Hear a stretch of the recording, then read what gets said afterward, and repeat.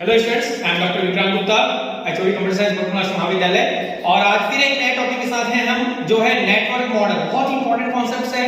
चाहे आप किसी भी कॉम्पिटिटिव एग्जाम की बात करते हैं, उसमें ये दोनों के बारे में बहुत सारे प्रश्न जो है हमारे सामने में आते हैं कि नेटवर्क मॉडल क्या होता है, कितने प्रकार के होते हैं और इसकी उपयोगिता क्या है। तो आज हम देख रहे हैं कि नेटवर्क तो हम जानते ही हैं, प्रीवियस लेक्चर में मैंने आपको बताया है कि इंटरकनेक्शन बिटवीन टू और more nodes is called a network, यानी दो या दो से अधिक नोड्स मिलकर बना हुआ जो संजाल होता है वो नेटवर्क होता है।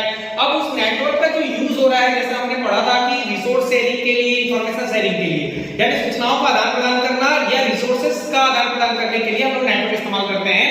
तो वो किस प्रकार से एक पैकेट को, पर्टिकुलर जो इंफॉर्मेशन पैकेट है, हमारा मैसेज है, उसको किस प्रकार से एक एंड से दूसरे एंड में लेकर के जा रहे हैं, सेंडर से डेस्टिनेशन पे कैसे लेके जा रहा है। तो यहाँ पर मुख्य रूप से हमारे सामने में दो प्रकार के मॉडल हमने लिख के रखा हुआ है। पहला है ओएसआई मॉडल और दूसरा है टीसीपी/आईपी मॉडल।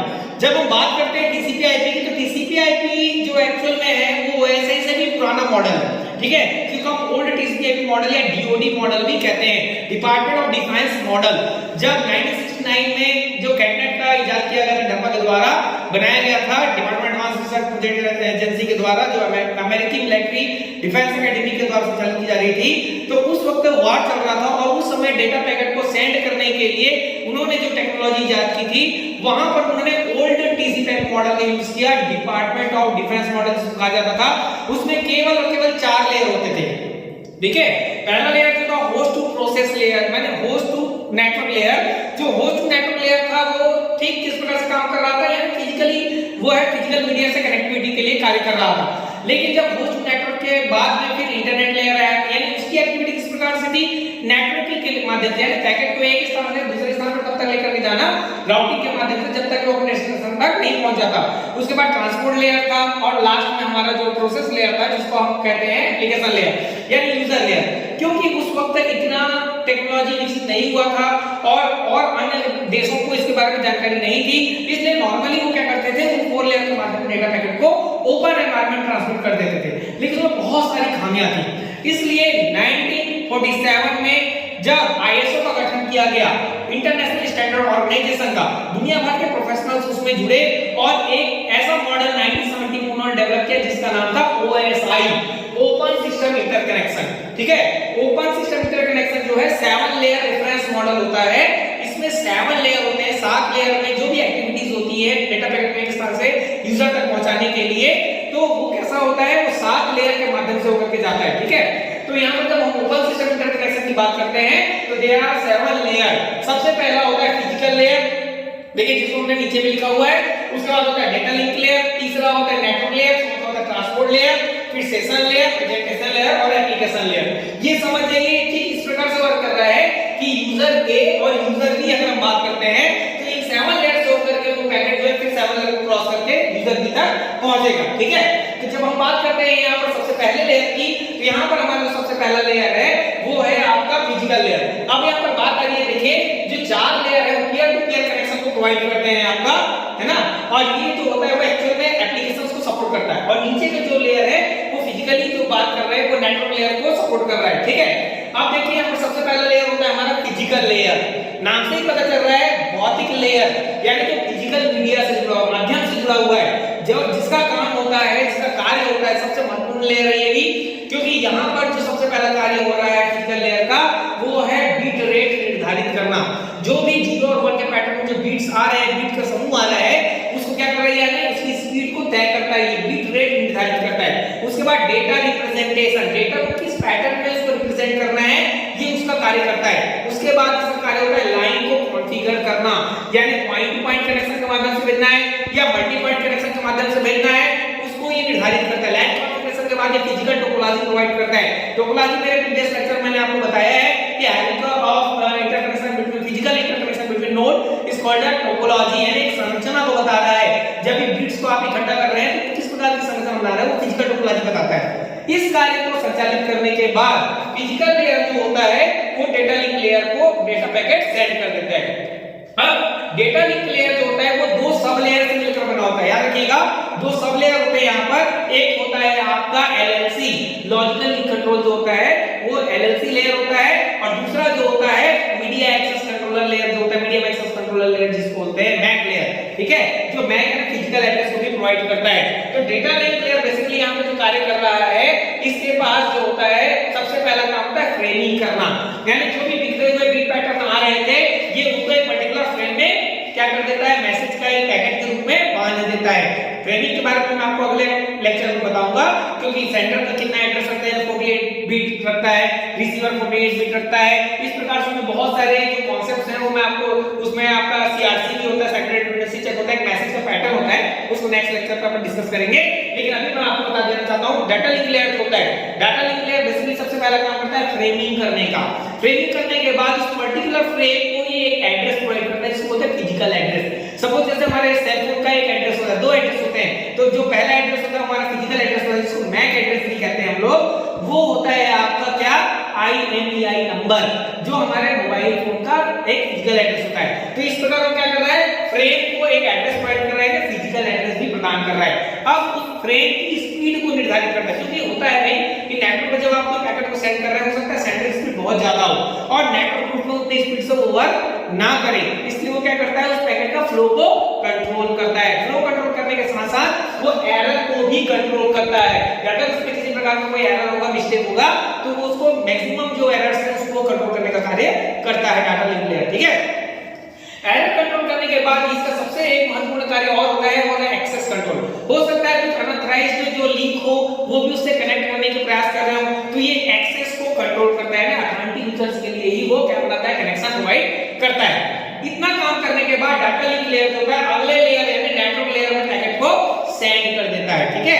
अब नेटवर्क लेयर नाम से पता चल रहा है कि नेटवर्क क्रिएट करने वाला, यानी कनेक्शन को एस्टैब्लिश करना, डेटा को ट्रांसफर करना और कनेक्शन को टर्मिनेट करना, ये महत्वपूर्ण कार्य करते हुए इसके दो फंक्शन होते हैं नेटवर्क लेयर के। सबसे पहला फंक्शन जो होता है वो होता है लॉजिकल एड्रेस प्रोवाइड करना। क्यों? क्योंकि जब डेटा लिंक लेयर जो है पैकेट को ट्रांसफर करता है, तो अगर कोई फिजिकल एड्रेस को कोई अनऑथराइज्ड यूजर एक्सेस कर लेगा तो आसानी से वो सिस्टम को क्या कर लेगा, हैक कर सकता है। तो ऐसी स्थिति में नेटवर्क लेयर क्या करता है, फिजिकल एड्रेस को हाइड करते हुए अपना लॉजिकल एड्रेस क्रिएट करता है, जिसको वो अगले पैकेट में सेंड करता है, अगले लेयर के लिए सेंड करता है। अब वो जो नेटवर्क लेयर का कार्य होता है, ये क्या कर रहा है, एक पैकेट को दूसरे नोड में, यानी एक नोड से दूसरे नोड में पैकेट को तब तक ट्रांसमिट करता रहता है जब तक अपने डेस्टिनेशन तक नहीं पहुंचते हैं। प्रोसेस टू प्रोसेस डिलीवरी के पहले वो क्या कर रहा है, पैकेट को भेजने का, आगे भेजने का काम कर रहा है, ठीक है। तो ये क्या कर रहा है, उसको राउटिंग फंक्शन बोलते हैं, ठीक है। राउटिंग के माध्यम से क्या करता है, विभिन्न प्रकार के एल्गोरिथम होते हैं राउटिंग के, आगे नेक्स्ट में हम लोग उसको भी पढ़ेंगे। तो राउटिंग के माध्यम से क्या कर रहा है, पैकेट को ट्रांसमिट करने का कार्य कर रहा है एक नोड से दूसरे नोड में, ठीक है। एक प्रकार से देखा जाए तो पोस्ट ऑफिस की तरह काम कर रहा है, पैकेट को डिलीवर करने का काम कर रहा है, एक स्थान से दूसरे स्थान से तीसरे स्थान पर भेजने का कार्य करता है। तो मेजरली यहाँ पर दो प्रकार के फंक्शन मुख्य है, पहला लॉजिकल एड्रेसिंग और दूसरा जो होता है यहाँ पर OSI layer, OSI 7 layer difference model में राउटिंग, ठीक है। अब इतना कार्य करने के बाद नेटवर्क लेयर क्या करता है, ट्रांसपोर्ट लेयर को पैकेट डिलीवर कर देता है। ट्रांसपोर्ट लेयर नाम से पता चला कि ट्रांसपोर्टेशन को संचालित करने वाला। तो सबसे पहला काम होता है सर्विस माइंड एड्रेसिंग प्रोवाइड करना, जिस प्रकार से एक पैकेट को एक्चुअल डेस्टिनेशन तक छोड़ने का कार्य करना है। तो यहाँ पर ये क्या करता है, सर्विस माइंड एड्रेसिंग प्रोवाइड करता है। इसके बाद ये क्या करता है, सर्विस माइंड एड्रेसिंग के बाद अगर मान लीजिए पैकेट साइज बहुत बड़ा है और नेटवर्क जो बैंडविड्थ है सकरा है, तो ये क्या करेगा, उस पैकेट को सेगमेंट में बांट देता है, यानी सेगमेंटेशन और फिर रीअसेंबल करना, यानी जब वो गंतव्य तक पहुंच गया तो वहां पर उस पैकेट को फिर से रीअसेंबल कर देना। ये दूसरा कार्य होता है ट्रांसपोर्ट लेयर का। तीसरा कार्य जो होता है ट्रांसपोर्ट लेयर का, वो होता है आपका सेगमेंटेशन के बाद में कनेक्शन कंट्रोलेशन करना, यानी यहां पर ये निर्धारित कर देता है, फिक्स कर देता है कि यहां पर केवल अथेंटिक यूजर ही जो है कनेक्शन क्रिएट कर सकता है, ठीक है। इसके साथ साथ ये क्या करता है, फ्लो को भी कंट्रोल करता है। जो फ्लो यूजर यानी रिसीवर के अकॉर्डिंग हो, उसी के माध्यम से ये क्या करता है, उसके फ्लो को कंट्रोल करने का कार्य करता है। फ्लो कंट्रोल करने के साथ साथ एरर जो बचे हुए होते हैं उनको भी कंट्रोल करने का कार्य करता है। ट्रांसपोर्ट लेयर के बाद जब हम सेशन लेयर में क्या करता है, पैकेट को डिलीवर कर देता है। इतना कार्य करने के बाद सेशन लेयर में पैकेट को डिलीवर कर देता है। सेशन लेयर नाम से पता चल रहा है कि एक प्रकार से ड्यूरेशन है, उसको टाइम बाउंडेशन को क्या कर रहा है, काउंट कर रहा है। तो यहाँ पर इसका मुख्य कार्य होता है डायलॉग को कंट्रोल करना। हो सकता है कि एक्स्ट्रा डायलॉग अटैच कर जा रहे हैं, है ना, तो वहां पर ये क्या काम करता है, सेशन को निर्धारित करते हुए डायलॉग कंट्रोल करने का कार्य करता है और सिंक्रोनाइज करने का काम करता है, यानी इसका मुख्य कार्य सिंक्रोनाइजेशन भी होता है। सिंक्रोनाइजेशन मैंने जैसा आपको बताया सामंजस्य स्थापित करना, यानी सेंडर और रिसीवर की स्पीड में, सेंडिंग और रिसीविंग की स्पीड में अगर डिफरेंस आ रहा है तो ये क्या कर देता है, वहां पर सिंक्रोनाइजेशन टेक्निक का इस्तेमाल करता है और सिंक्रोनाइज करने का काम करता है। उसके बाद पैकेट को डिलीवर कर देता है प्रेजेंटेशन लेयर। अब आप देख सकते हैं कि प्रेजेंटेशन लेयर हमारे एप्लीकेशन लेयर से जुड़ा हुआ है जो कि यूजर लेयर होता है, ठीक है। तो प्रेजेंटेशन लेयर का मुख्य कार्य जो होता है सबसे पहला ट्रांसलेशन करना, ठीक है। ट्रांसलेशन करने के बाद वो क्या करता है, पैकेट को कंप्रेस कर देता है ताकि वो सही फॉर्मेट में और फास्टली जो है वर्क कर सके। उसके अलावा जो सबसे महत्वपूर्ण कार्य होता है प्रेजेंटेशन लेयर का, वो होता है सिक्योरिटी प्रोवाइड करना, यानी एन्क्रिप्शन। तो इस प्रकार से यहाँ प्रेजेंटेशन लेयर का मुख्य कार्य क्या हुआ, ट्रांसलेशन करना, कंप्रेशन करना और एन्क्रिप्शन करना। एन्क्रिप्शन यानी एनकोडेड पैटर्न में वो नेटवर्क में क्या करता है, यूजर लेयर पे ट्रांसपोर्ट कर देता है, पैकेट को एनकोड करता है और यूजर लेयर में डिलीवर कर देता है। अब लास्ट लेयर जो होता है एप्लीकेशन लेयर, ये होता है यूजर लेयर, यानी अब पैकेट जो यूजर के पास पहुंच चुका होता है, जहां पर उसको डिकोड करता है। अब उसको दिखाने के लिए कौन सा कार्य कर रहा है, तो एप्लीकेशन लेयर का मुख्य कार्य होता है एनवीडी यानी नेटवर्क वर्चुअल टर्मिनल प्रदान करना। आप जब भी अपने सेल फोन पे डेटा ऑन करते हैं तो आपको ऐसा लगता है कि सारी इंफॉर्मेशन आपके मोबाइल फोन पर पहले से स्टोर्ड है, जबकि वो क्या है, एक वर्चुअल एनवायरनमेंट प्रोवाइड कर रहा होता है डेटा ऑन करते, ठीक है। तो नेटवर्क वर्चुअल टर्मिनल ये प्रोवाइड करता है। इसके अलावा इसका कार्य होता है FTAM, file transfer access and management, यानी फाइल को ट्रांसफर करना, एक्सेस करना और प्रबंधित करने का कार्य जो होता है इसका कार्य होता है। इसके अलावा भी एक कार्य है एक्सपाइट 400, यानी एक प्रकार से फाइल सर्विस प्रोवाइड करना, और एक्सपाइट 500 की service provider directly service provide करना। इस प्रकार हमारा पैकेट जो है फिजिकल लेयर से होता हुआ एप्लीकेशन लेयर तक जब जाता है तब वो यूजर के पास पहुंच पाता है, ठीक है। तो ये तो हमारा OSI 7 लेयर रेफरेंस मॉडल था। अब देख सकते हैं कि OSI 7 लेयर रेफरेंस मॉडल के साथ ही साथ जब ये बात है फिजिकली, क्योंकि रेफरेंस मॉडल है, लेकिन हमको तो इंटरनेट संचालित करने के लिए ऐसे मॉडल की आवश्यकता थी जो इंप्लीमेंटेड मॉडल हो, जिसको हम फॉलो करते हुए क्या कर सके, OSI की तरह सारे लेयर्स को फाइनलाइज करते हुए हम TCP/IP मॉडल यानी ओल्ड TCP/IP मॉडल को भी ध्यान में रखते हुए एक न्यू TCP/IP प्रोटोकॉल सूट का यहाँ पर निर्धारण रिसर्चर्स के द्वारा किया गया, ठीक है। तो जब ये TCP/IP मॉडल बना, यहाँ पर प्रोटोकॉल सूट हम लोग देख रहे हैं, तो यहाँ पर आप देख सकते हैं कि मुख्य रूप से यहाँ पर 4 ही लेयर है। अब ये 4 लेयर, इसका मतलब ये नहीं कि वो OSI के 7 लेयर को सारे को डिस्कार्ड कर दिया है। यहाँ पर क्या हो रहा है एक्चुअल में, ये फिजिकल मॉडल है, ठीक है, जो इंप्लीमेंटेड मॉडल है जिसका यूज आज इंटरनेट को संचालित करने के लिए किया जा रहा है। TCP/IP नाम से पता चल रहा है ट्रांसमिशन कंट्रोल प्रोटोकॉल और इंटरनेट प्रोटोकॉल, ठीक है। ये एक ऐसे प्रोटोकॉल सूट है जो विभिन्न प्रकार के प्रोटोकॉल्स का यूज कर रहा है एक पैकेट को डिलीवर करने के लिए। अभी तक हम जो भी फंक्शंस देख रहे थे वही फंक्शन जो है यहाँ भी लेयर्स में अवेलेबल है, ठीक है। जैसे यहाँ पर आप देख सकते हैं कि जो पहला लेयर है TCP/IP प्रोटोकॉल सूट का, वो 2 लेयर को कंबाइन करके वन बनाया गया है। पहला फिजिकल लेयर और डाटा लिंक लेयर। अब हम देख रहे हैं डिफरेंस, यहाँ पर हम क्योंकि डिफरेंस मॉडल थी इसलिए से कार्यों पर फोकस कर रहे थे, लेकिन अब हम यहाँ पर बात कर रहे हैं प्रोटोकॉल्स की। प्रोटोकॉल यानी होता है सेट ऑफ रूल्स, नियमों का समूह प्रोटोकॉल कहलाता है, जो किसी भी एक्टिविटी को ऑनलाइन संचालित करने के लिए वो क्या करता है, नेटवर्क की गतिविधियों को संचालित करने के लिए विभिन्न प्रकार के प्रोटोकॉल्स का इस्तेमाल करता है। सबसे पहले लेयर होता है यहाँ पर फिजिकल लेयर, जो कोई फिजिकल यहाँ पर एक्चुअल प्रोटोकॉल रखता नहीं है, जो फिजिकल मीडिया से कनेक्टिविटी प्रोवाइड करता है। उसके बाद वो पैकेट को कहां डिलीवर कर रहा है, डेटा लिंक लेयर, जहां मैंने आपको बताया कि वो 2 सब लेयर्स में बटा होता है, LNC और MAC, लॉजिकल लिंक कंट्रोल और मैसेज मीडिया एक्सेस कंट्रोल, जो होता है 2 प्रकार का लेयर होता है यहाँ पर सब लेयर, जो क्या प्रकार का प्रोटोकॉल रख रहा है। तो डेटा लिंक लेयर का मुख्य कार्य जैसे हमने पढ़ा था कि एरर कंट्रोल करना, फ्लो कंट्रोल करना, तो ये यहाँ पर 2 फिजिकल प्रोटोकॉल रख रहा है, जैसे स्लाइडिंग विंडो। अब हम अगर हमारे रियल लाइफ की बात करें, अगर बहुत तेज हवा आ रही है तो अगर आप विंडो को क्या कर रहे हैं, स्लाइड करते जाए, तो हवा की जो गति है वो तो नहीं रहती है, लेकिन जो अंदर प्रवेश करने की क्षमता है वो कम होते जाती है, ठीक है।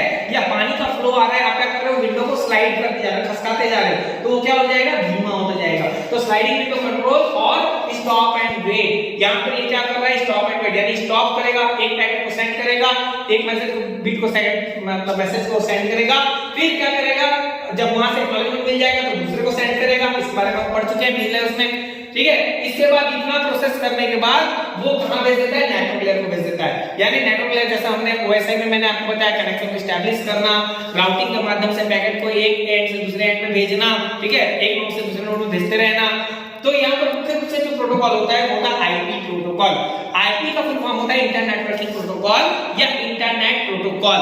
ये एक ऐसा प्रोटोकॉल होता है जो कनेक्शन लेस होता है, पोस्ट ऑफिस की तरह कार्य कर रहा है, जो पैकेट को एक नोड से दूसरे नोड, दूसरे नोड से तीसरे नोड तब तक भेजता रहता है जब तक वो अपने डेस्टिनेशन तक नहीं पहुंच जाता। ठीक है, तो होस्ट टू होस्ट जब हम बात कर रहे हैं तो होस्ट को प्रोसेस कराने के लिए नेटवर्क लेयर जिम्मेदार होता है। अब ये जो आईपी होता है हमारा, ये 4 सब प्रोटोकॉल को रखता है। पहला होता है यहाँ पर हमारा ARP। आईपी जब बात करते हैं तो सबसे पहले आता है एड्रेस रिजोल्यूशन प्रोटोकॉल। तो एड्रेस रिजोल्यूशन प्रोटोकॉल हम जानते हैं, नाम से ही पता चल रहा है एड्रेस रिजोल्यूशन, यानी फिजिकल एड्रेस को लॉजिकल एड्रेस से जोड़ने का कार्य करता है। ठीक है, जो फिजिकल एड्रेस हमारा प्रोवाइड हो रहा था डाटा लिंक लेयर के माध्यम से, लॉजिकल एड्रेस नेटवर्क लेयर में होता है, उससे वो कनेक्ट करेंगे, तभी तो हम पैकेट को भेज पाएंगे कि कहां से आया है, इसका फिजिकल एड्रेस क्या है, तभी पता चल पाता है। तो एड्रेस रिजोल्यूशन प्रोटोकॉल का काम होता है फिजिकल एड्रेस को लॉजिकल एड्रेस से कनेक्ट करना। इसके बाद होता है RARP। तो ये नाम से ही पता चल रहा है रिवर्स एड्रेस रिजोल्यूशन प्रोटोकॉल। ठीक है, रिवर्स एड्रेस रिजोल्यूशन प्रोटोकॉल जो होता है वो क्या करता है, होस्ट को इंटरनेट पर होस्ट को एड्रेस ढूंढने, उसका एड्रेस ढूंढने के लिए, फिजिकल एड्रेस ढूंढने के लिए मदद करता है। ठीक है, RARP। इसके बाद होता है ICMP, internet control message protocol. जो भी हम मैसेज इंटरनेट के माध्यम से सेंड कर रहे हैं, भेज रहे हैं, तो ये उसको क्या करता है, नियंत्रित करने का कार्य करता है। उसके बाद होता है IGMP, internet group message protocol. आज आप देख रहे हैं ग्रुप में मैसेज साइमल्टेनियसली सेंड कर रहे हैं, यानी एक साथ ग्रुप में आप जब मैसेज सेंड कर रहे हैं वो किसके द्वारा संचालित हो रहा है, IGMP, internet group message protocol के माध्यम से संचालित होता है। ठीक है, इसके बाद इतना कार्य होने के बाद प्रोटोकॉल सेट करता है और वो कहां भेज देता है, ट्रांसपोर्ट लेयर पे भेज देता है। अब ट्रांसपोर्ट लेयर पे आप देख सकते हैं ये 3 प्रकार के प्रोटोकॉल रखता है। पहला होता है TCP, दूसरा होता है UDP और तीसरा होता है HTTP, लेटेस्ट प्रोटोकॉल के रूप में अटैच हुआ है। अब TCP का फुल फॉर्म होता है ट्रांसपोर्ट कंट्रोल प्रोटोकॉल। नाम से ही पता चल रहा है ये एक स्पेशल प्रोटोकॉल होता है, मुख्य प्रोटोकॉल होता है जो नेटवर्क गेटवे क्लोज होते तक पैकेट को डिलीवर करने का कार्य करता है। अगर नेटवर्क गेटवे क्लोज हो गया तो पैकेट या तो इधर रह जाएगा या तो पूरा पैकेट सेंड हो जाएगा। इसलिए TCP जो होता है वो कनेक्शन ओरिएंटेड प्रोटोकॉल होता है, याद रखिएगा, रिलायबल प्रोटोकॉल होता है, विश्वसनीय प्रोटोकॉल होता है, जो पैकेट को या तो डिलीवर करेगा या तो पूरा पैकेट रोक देगा। ठीक है, इसके बाद होता है UDP, यूजर डाटाग्राम प्रोटोकॉल। मैंने आपको बताया कि पैकेट को ही हम डेटाग्राम बोल रहे हैं। ठीक है, तो यूजर डाटाग्राम प्रोटोकॉल जो होता है वो अनरिलायबल प्रोटोकॉल होता है। क्यों अनरिलायबल प्रोटोकॉल होता है, क्योंकि वो आईपी की तरह क्या होता है, कनेक्शन लेस प्रोटोकॉल होता है। UDP भी जो होता है आईपी की तरह कनेक्शन लेस है, इसलिए अनरिलायबल। ओपन एनवायरनमेंट में एक डाटाग्राम को सेंड कर दिए, अब जब तक वो नहीं पहुंचा, बदले में कोई एक्नॉलेजमेंट दे नहीं रहा है, तो हम कैसे पता चलेगा हमको कि वो पहुंचा कि नहीं पहुंचा, इसलिए अनरिलायबल। इसके बाद होता है SCTP, stream control transmission protocol. ये एक स्ट्रीम में होता है कनेक्शन ओरिएंटेड ही होता है, यानी कि TCP और UDP दोनों के गुणों को अपने पास रखता है पैकेट डिलीवर करने के लिए। इतना करने के बाद वो कहां भेज देता है, लास्ट में एप्लीकेशन लेयर। तो जब हम TCP और प्रोटोकॉल की बात करते हैं तो यहां पर जो एप्लीकेशन लेयर है वो OSI के सेशन लेयर, प्रेजेंटेशन लेयर और एप्लीकेशन लेयर तीनों को कंबाइन करके एक सिंगल प्रोटोकॉल लेयर के रूप में कन्वर्ट किया गया है, जो सेशन लेयर की भी कार्य को करता है, प्रेजेंटेशन की तरह सुरक्षा भी प्रदान करता है और एप्लीकेशन के सारे जो होते हैं वहां पर एनवीटी जैसे हो गया IPAM, ये सब कार्य को भी संचालित करता है। इसके बाद ये कौन से प्रोटोकॉल रखा है, तो ये बहुत सारे प्रोटोकॉल्स रखते हैं, क्योंकि ये यूजर लेयर है। यहाँ पर जैसे ही पैकेट पहुंचा यूजर उसको प्राप्त कर सकता है। यहाँ पर जैसे HTTP, hyper text transmission protocol, ये हाइपर टेक्स्ट को रिक्वेस्ट भेजने और रेस्पॉन्स प्राप्त करने हेतु कार्य करता है। फाइल ट्रांसफर प्रोटोकॉल, जब बड़े आकार की कोई फाइल होती है उसको नेटवर्क पर लिंक के माध्यम से सेंड करने का कार्य FTP का होता है। SFTP, simple mail transfer protocol, जब एक यूजर दूसरे यूजर को ईमेल भेज रहा होता है तो उस ईमेल को भेजने में जो कार्य कर रहा है प्रोटोकॉल काम करता है वो होता है सिंपल मेल ट्रांसफर प्रोटोकॉल।